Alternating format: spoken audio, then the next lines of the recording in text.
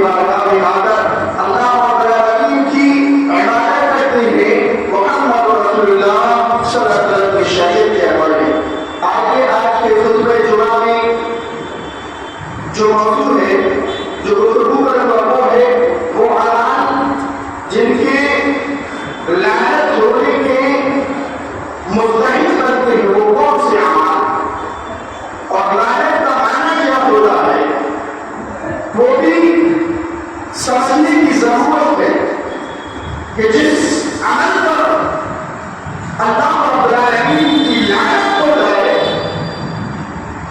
وہ عمل اور وہ شخص جو عمل کر رہا ہے تو وہ اللہ رب العالمین کی رحمت سے اور اللہ رب العالمین کی خیر و برکت سے خیر و بھلائی سے دور چلا جاتا ہے۔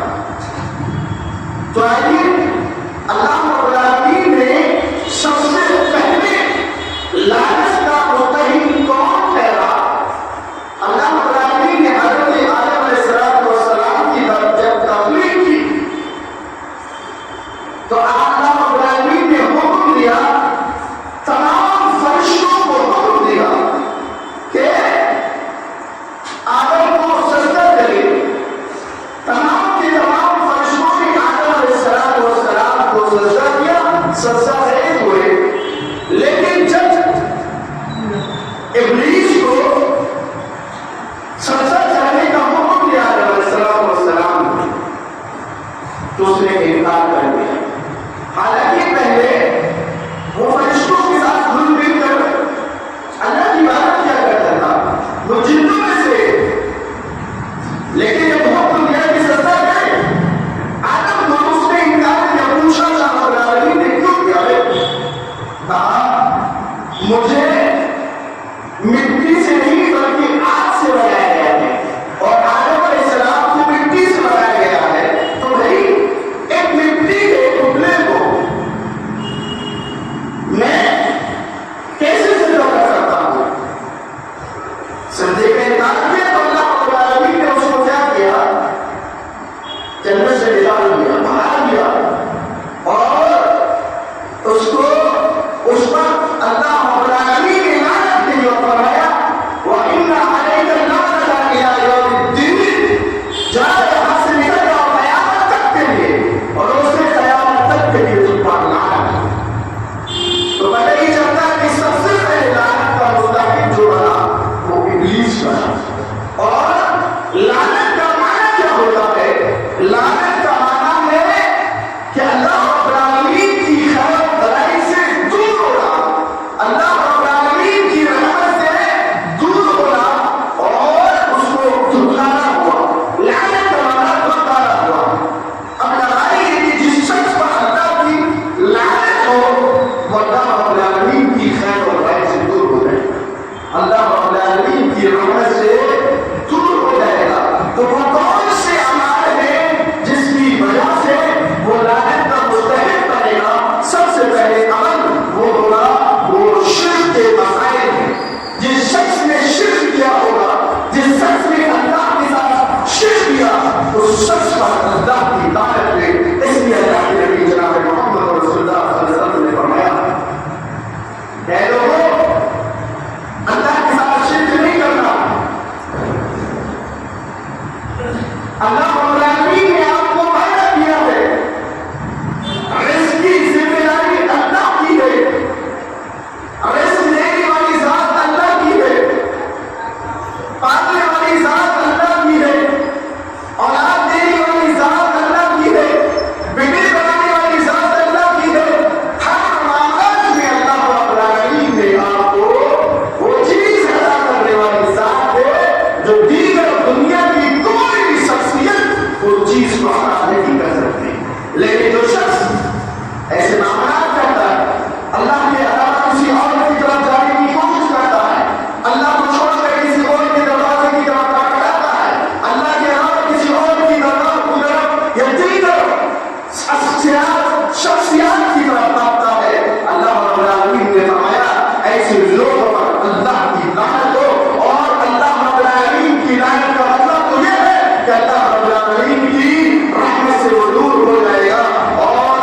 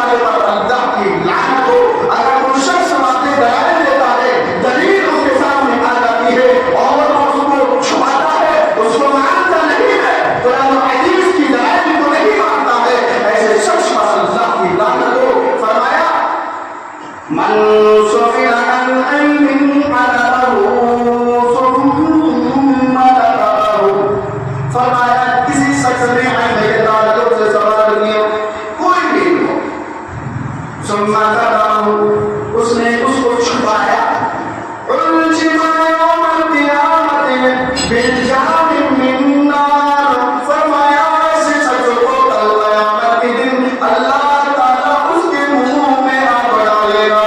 اے لوگوں آپ کو ایک ہے کسی چیز کے بارے میں ہے کوئی آپ سے سوال کرے کوئی آپ سے پوچھے تو آپ اس کو چھپانا نہیں ہے صحیح باتوں میں صحیح بتانا ہے. اگر آپ نے چھپائی تو فرمایا اللہ رب العالمین ایسے شخص کے منہ میں آگ ڈالے گا تب قیامت کے دن اس کے منہ میں آگ کا آبادہ ڈالا جائے گا. تو پتہ ہی چلتا ہے وہ کون سا علم کسی بھی چیز کا عقل احساس کا معاملہ تو پتہ نہیں کہ یہاں حل یہ ہے احساس یہ ہے چھوٹے بڑے بھائیوں کے درمیان کا عقل اور احساس کا معاملہ ہے اور آپ کو معلوم ہے کہ یہاں مسئلہ ایسا ہے آپ کو بتانے کی ضرورت ہے چھپانے کی ضرورت نہیں ہے کیونکہ آپ کو وہ معلوم ہے. آپ سے پوچھا آپ نے نہیں بتایا کیوں کیونکہ بڑا بھائی اس کا بڑا بھائی ہو سکتا ہے آپ کا زیادہ بھائی ہو چھوٹا بھائی اس پہ غریب نہ ہو جس کی وجہ سے آپ نے سہولت اختیار کی وہاں آپ کا معاشرہ ہے تو گویا کہ آپ اللہ رب العالمین کی لعنت کا شکار ہو جائیں گے اور جو شخص اللہ کی لعنت کا شکار ہوا گویا کہ اللہ کی رحمت سے وہ مایوس ہو گیا. چوتھا پانچواں اللہ کے نبی جناب محمد رسول اللہ صلی اللہ علیہ وسلم نے فرمایا جو شخص برائی کو دیکھتا اور برائی دیکھنے کے باوجود اس کو منع نہیں کرتا ہے ایسے شخص پر اللہ کی لعنت ہو. من رأى منكم منكرا فليغيره بيده فإن لم يستطع فبلسانه فإن لم يستطع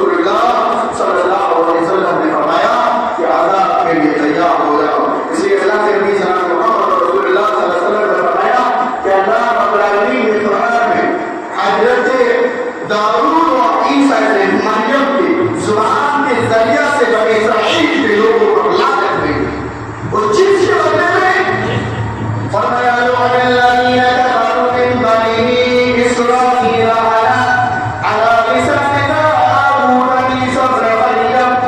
فرمایا اللہ تعالیٰ نے بنی اسرائیل کے ان لوگوں پر لعنت بھیجی داؤد علیہ السلام کو اور ابن مریم کے زبان کے ذریعہ سے ان پر لعنت بھیجی گئی ان چیز کے وجہ سے جو انہوں نے کیا.